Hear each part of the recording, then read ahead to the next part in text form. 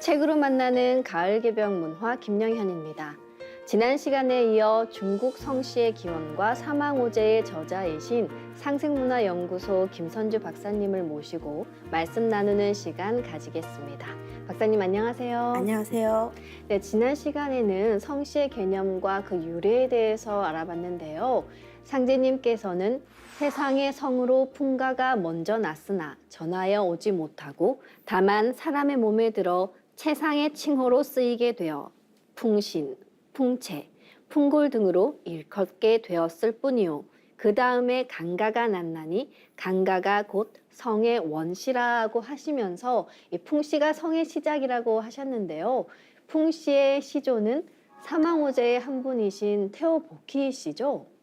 네, 복희의 성인 풍씨는 최초의 성씨였습니다. 태오복희 씨가 풍산에서 살게 되어 성을 풍으로 했다고 전해지고 있습니다.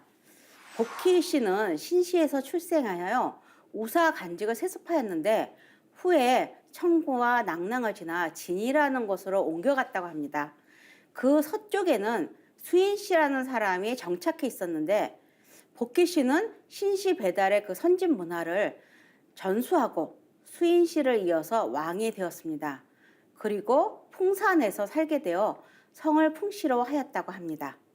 사망번기라든지 성씨 시몬이라든지 하는 중국 문헌을 통해서 보면은 복희는 수인보다 후대 인물로 나오고 있습니다. 그렇지만 그러한 여러 가지 문헌들에서는 풍씨성의 시조로 복희를 지칭하고 있습니다. 이 풍씨는 인류 최초의 성씨지만 15대 만에 대가 끊기고 전엔 이루어지지 않고 있습니다. 그러나 풍씨는 그 이후에 여러 성으로 분화되었습니다. 그 대표적인 것이 팔성입니다. 폐, 관, 임기, 포리, 사팽 이 8성 중에서 대표적인 것이 사성입니다. 이 사성은 하나라 우왕의 성이기도 합니다. 세상에 풍가가 먼저 났으나 전하여 오지 못하고 오직 채상의 칭호로만 쓰였다는 상제님 말씀처럼 인류 최초의 성씨였던 풍가는 사라지고 말았는데요. 그 다음에 등장한 성씨가 염제 신농씨를 시조로 하는 강씨죠. 염제 신농씨에 대해서 소개해 주실까요? 네, 신농은 주로 염제 신농씨로 불려지고 있습니다. 염제와 신농은 또 어떤 문헌에서 보면은 각기 다른 인물로 묘사되기도 합니다. 그런데 그들의 업적을 보면은 같은 인물일 확률이 높다고 보여서 문헌에는 종종 염제, 신농을 같이 부르고 있습니다. 신농은 그 이름이 가리키는 바와 같이 농업의 신입니다. 신농 씨 아버지 소전은 안부련 환웅의 신하이자 유흥국의 군주였습니다. 이 5200년 전 8세 안부련 환웅 때 인물인 염제 신농 씨는 농사법과 불을 쓰는 방법을 개발하였고 배달 초기에 불을 발명했던 고수 씨의 후손이기도 하지만 그는 자신이 베푼 화덕으로 임금에 추대되어 신농국이라는 나라까지 세우게 됩니다. 염제 신농씨는 경농과 의학의 시조로 알고 있는데 예전에는 한의원에 염제 신농씨의 초상화가 걸려 있었다고 해요. 염제 신농씨께서는 어떤 일들을 하셨나요? 네, 신농은 농사의 신이라고 불려지는 것과 마찬가지로 농사법과 불을 쓰는 방법을 개발하였습니다. 신농은 화덕을 가지고 있었기 때문에 염제라고 종종 불려졌습니다. 신농은 당시 정착생활로 들어간 사람들이 의식주를 해결하기 위해서 가장 필요했던 농사를 가르쳤습니다. 신농이 화신으로 태양빛을 충분히 보내도록 하여서 오곡이 잘 성장할 수 있었기 때문에 인류는 이때부터 의식에 대한 걱정을 하지 않아도 되게 되었습니다. 따라서 인류는 그의 은덕을 기린 나머지 그를 신농, 즉 농업의 신이라고 불렀습니다. 신농은 또한 의학의 아버지라고도 불려집니다. 그는 수백 가지 풀을 직접 맛보아서 의학을 개발하였는데요. 그는 자연 속의 온갖 약초뿐만 아니라 독초까지 직접 맛보아서 그것들의 효능을 밝히고 사람들을 질병에서 구하였습니다. 이외에도 그는 시장을 열어서 교육도 촉진하였습니다. 그러니까 복희 씨가 그 기초를 마련한 문명이 신농 때에 이르러서 더욱 발전하게 된 것입니다. 인류에 끼친 공덕이 정말 크네요. 상제님께서는 풍가가 사라진 후에 강가가 났나니 강가가 곧 성의 원시라고 하셨는데요. 염제신농 씨께서는 어떻게 강씨성을 가지게 되셨어요? 네, 최초의 성씨였던 풍씨의 대는 15대 만에 끊어지고 현존하는 최고의 성씨는 강씨가 되었습니다. 이는 신농이 강수 물가에서 태어나 성을 강씨로 삼았는데 이 강씨가 바로 인류 성씨의 기원이 된 것입니다. 이 신농의 후손인 백익이라는 사람이 우의 치수를 도와서 공을 세웠기 때문에 여라는 땅에 봉해졌습니다. 그래서 여씨를 부여받았지만 동시에 강씨성을 하사받아서 신농의 제사를 모시게 되었습니다. 신농으로부터 시작된 강씨성의 후예들은 이제 서주 시기에만 벌써 10여 나라가 있었으며 그중 제나라가 가장 강성하였습니다. 신농의 대표적인 후손으로 강태공을 들 수 있는데요. 이 강태공과 연결돼서 강씨 족보를 살펴보면은 지금까지 모두 강씨에서 분화된 성씨가 102개 정도나 된다고 합니다. 그리고 우리가 또 하나 신농의 후손으로 빠질 수 없는 인물이 치우인데요.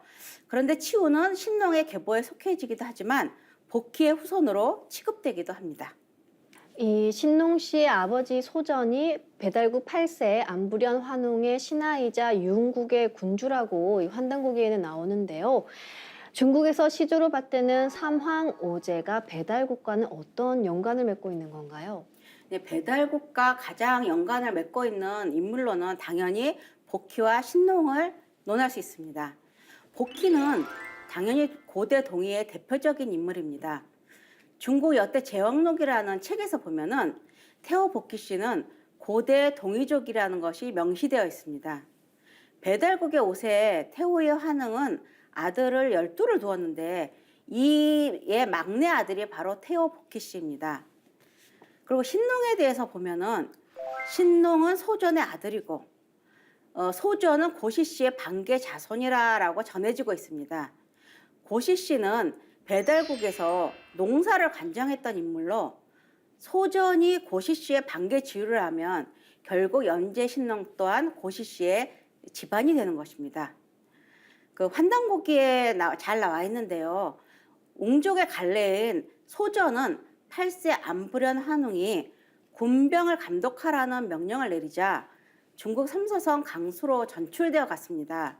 신농 씨는 그곳에서 태어나서 성장하였고 이 때문에 신농 씨는 성을 강씨로 정하게 되었답니다.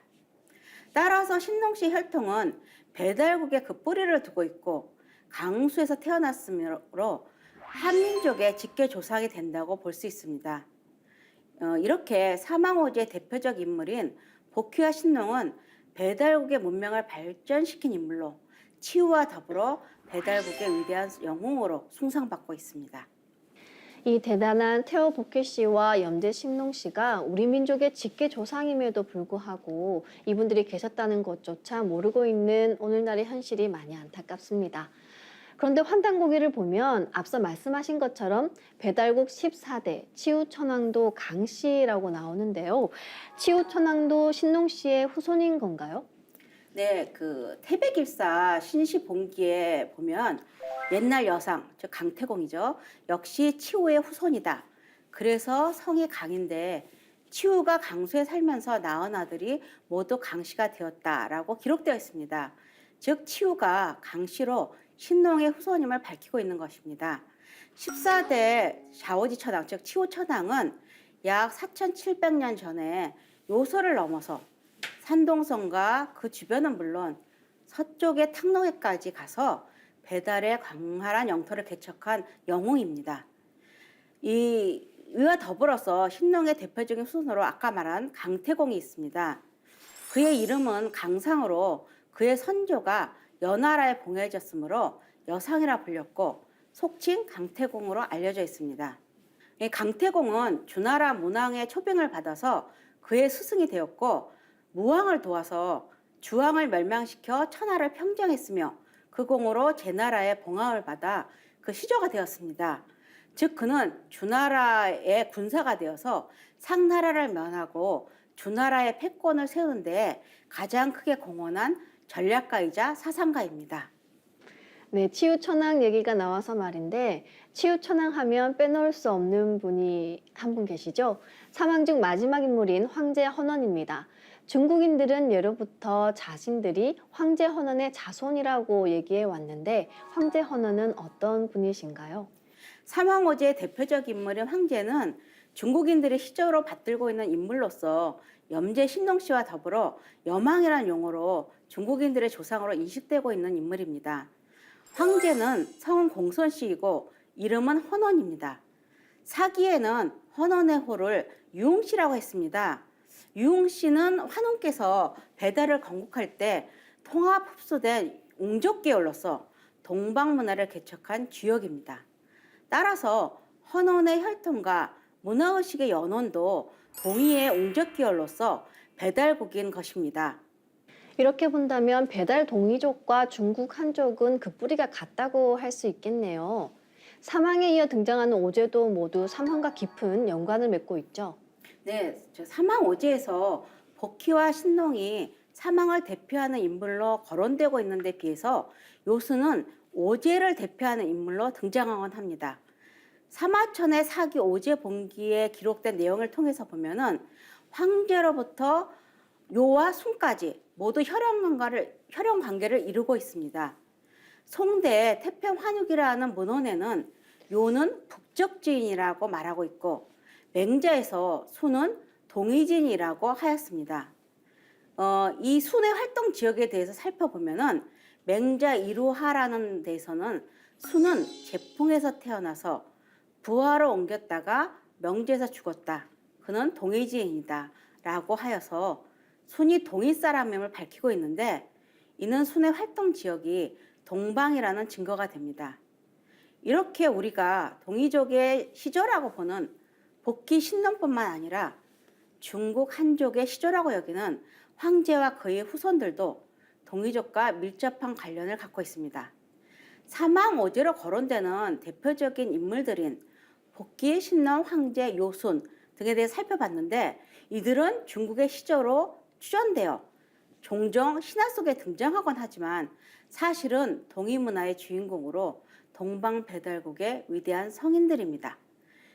이러한 각도에서 본다면 중국 성씨의 기원은 종이족에서부터 나왔다고 볼 수 있습니다. 지금 우리 고유의 성씨가 대부분 사라져서 아쉽기는 하지만 중국 성씨가 우리 민족인 동이족에서 시작되었다고 하니까 그나마 위안이 되는데요. 그럼 황제 헌원에서 시작된 성씨와 그 후손은 누구를 들 수 있을까요? 네, 황제는 소전의 후손이지만 희수에서 성장했고 따라서 황제는 희성이 되었습니다. 국어 진어라는 데에 의하면 황제는 자손이 25명이 나오는데 14명이 성씨를 얻고 12개의 성씨로 나누어졌다고 합니다. 이렇게 황제는 그 후손이 매우 번창하였습니다. 특히 요임금과 손임금을 비롯하여 하상주 3대 제왕이 모두 그의 후손인 것입니다.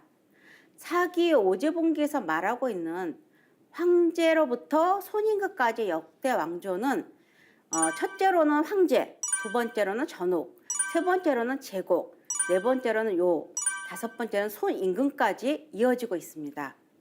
황제로부터 손우에 이르기까지 모두 같은 성에서 나왔지만 나라 이름을 달리해서 각자의 덕을 그들은 분명히 밝히고 있습니다. 그래서 중국인들이 황제 헌원을 자신들의 시조로 여기나 봐요. 황제 헌원은 치우천왕과 탕록에서 전투를 벌인 것으로도 유명하죠. 네, 치우천왕과 황제의 탕록 전쟁은 굉장히 역사적으로 중요한 의미를 갖고 있습니다.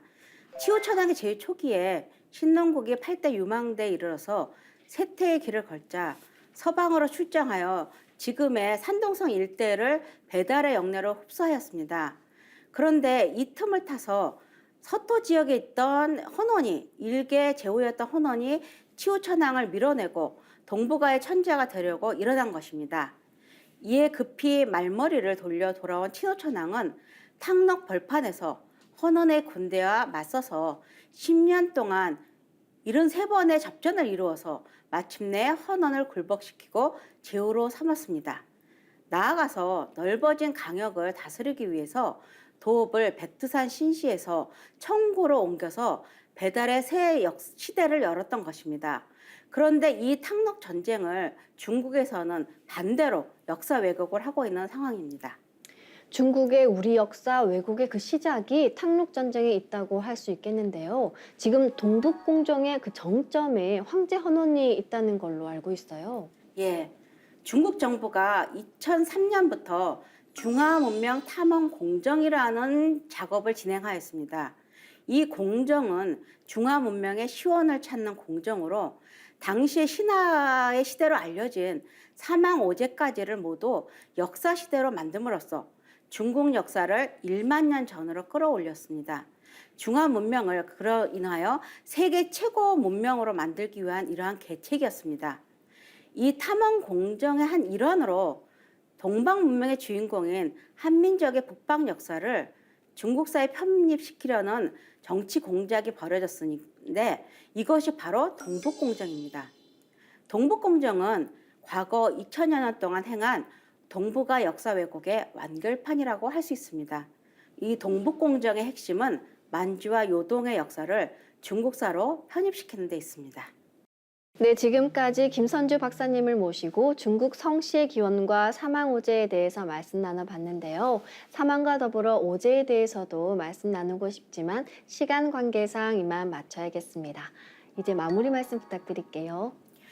지금 천지의 가을 대개벽기에 역사의 근본 뿌리로 돌아가기 위해서는 중국과 일본의 중화주의 사관과 식민사관에 의해서 철저히 왜곡된 역사를 바로잡아서 한민족의 국통맥을 바로잡고 잃어버린 뿌리 역사를 회복해야 합니다. 그러기 위해서는 한민족의 시험 문화의 원형을 회복하는 것이 무엇보다도 중요합니다. 이 책이 우리 자신의 뿌리를 찾아가는데 도움이 되었으면 하는 바람입니다. 네, 성씨의 기원과 중국과 우리 역사의 진실까지 많은 것을 알 수 있는 시간이었습니다. 박사님 말씀 감사합니다. 네, 감사합니다. 후천 가을을 맞이한 이때는 자신의 뿌리를 찾아 근본으로 돌아가는 원시 반본의 시대입니다. 후천 가을의 열매로 거듭나기 위해선 내 생명의 뿌리인 부모와 조상뿐만 아니라 민족의 역사와 뿌리를 알아야 한다는 것을 깨달을 수 있었는데요. 인류 시원 문화를 연 동이족의 뿌리 역사와 성씨의 유래를 알고자 하시는 분들께 중국 성씨의 기원과 사망오제를 권해드립니다. 책으로 만나는 가을 개벽 문화 다음 시간에 다시 뵙겠습니다.